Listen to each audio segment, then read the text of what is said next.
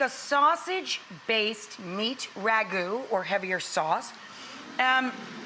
We started in the same way we would start bolognese or any meat sauce, with carrot, celery, and onion. A little bit of celery with the leafy top, carrot for sweetness, and one good-sized onion. Salt draws out liquid.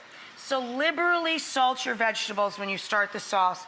There's so many of them in the pot, I'm going to add the garlic. There's more than enough liquid going on in there already not to singe the garlic. Now for the pork in this, you can start with all ground pork and build from there.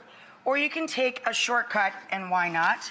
I buy equal amounts of ground pork, which is just ground pork, shoulder or loin, depending on your butcher.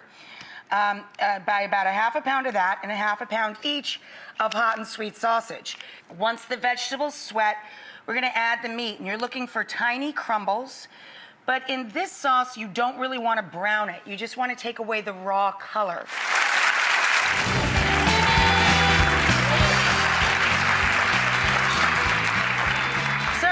Flavor that goes wonderfully with pork and especially with sausage, in this case we're using sweet and hot sausage and just straight up ground pork, is fresh sage. So a couple of tablespoons or a palmful of sage goes into our mixture of carrot, celery, onion, garlic, and all of our ground pork. And see how I just took the color off? Then we add tomato paste, a little squirt.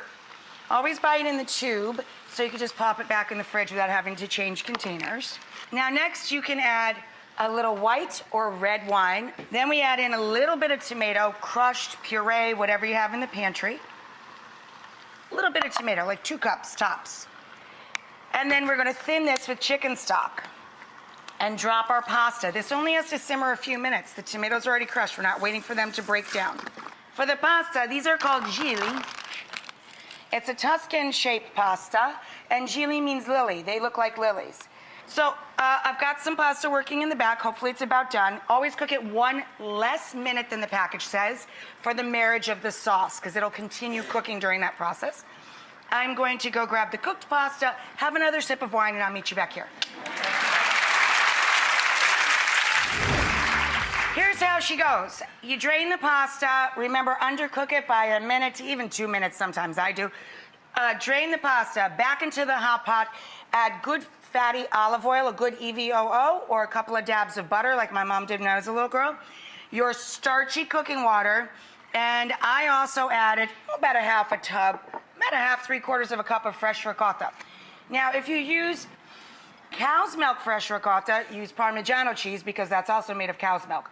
I use sheep's milk ricotta cheese, so I'm going to add pecorino cheese because that's both sheep's milk. My mom always used her coffee mug, and you take most of the sauce and put it in and save a little to garnish the top. Big family bowl.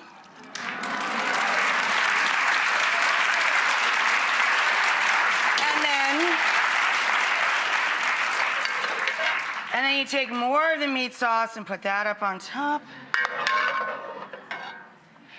Yeah.